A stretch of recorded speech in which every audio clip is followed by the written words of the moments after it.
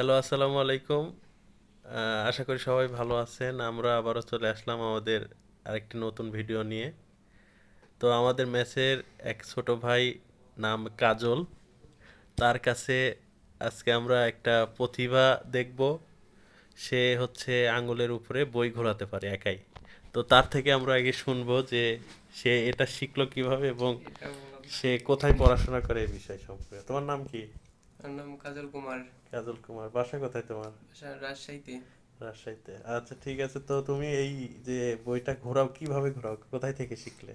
এটা এমনিতেই নিজে নিজেই। নিজে নিজেই? আচ্ছা, হ্যাঁ। ঘোরাও তো দেখি। বাহ বাহ বাহ, সুন্দর হচ্ছে। সত্যি সুন্দর। কতক্ষণ ঘোরাতে পারবে এভাবে? হ্যাঁ, ঘোরাতে পারবো অনেকক্ষণ, যতক্ষণ হাত না লেগে যায়। আহ, আচ্ছা, ঠিক আছে, ধন্যবাদ। রাখি।